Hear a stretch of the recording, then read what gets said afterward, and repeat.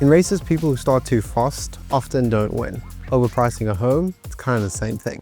It feels powerful at the start, but creates problems that are hard to undo later.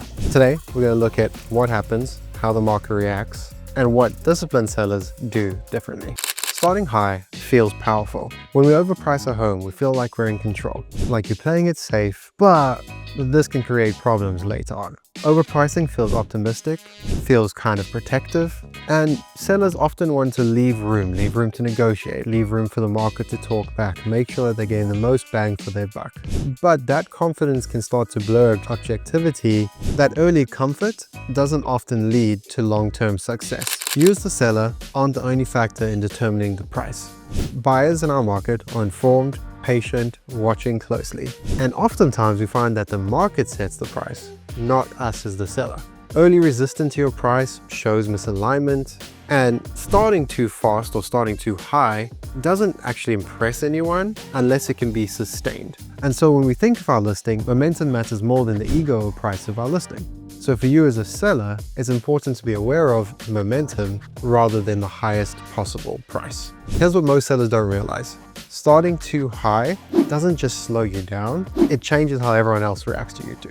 When we set the price too high, we get fewer showings. Those fewer showings create doubt. We don't get the traction we were thinking we should get.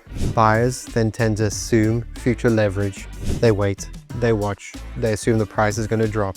The price dropping feels reactive rather than strategic. And slowly but surely you as the seller feel like your confidence can erode over time. That confidence eroding rarely brings the best offer to the table.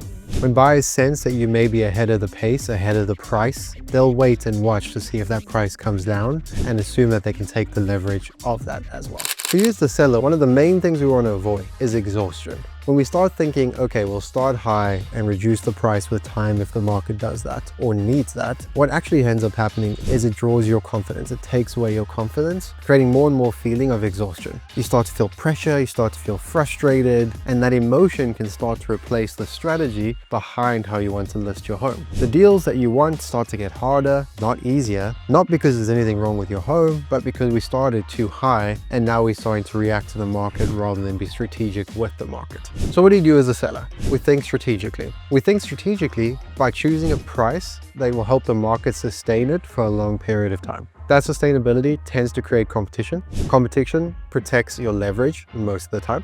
And that discipline beats the adrenaline of a fast start so that you sustain this pace over the whole time and pricing your home correctly to get the best possible price for the home you're trying to sell. Overpricing isn't just about the price. It's about what's sustainable through the entire process of listing your home. Sellers who help to control the price and the pace from the start, working alongside the market, tend to stay in control throughout the whole sales process. And just like in racing, the goal isn't to lead early, but it is to finish well. If you're a seller who wants to figure out how to best start and sell your home, I'd love to connect. Let's set up time to meet so that we can walk through the best opportunities available for your home and to set that correct pace from the get-go. For everyone else, I post these Monday, Wednesday, Saturday weekly, and I'd love to have you like, subscribe, follow along, and I'll see you next time.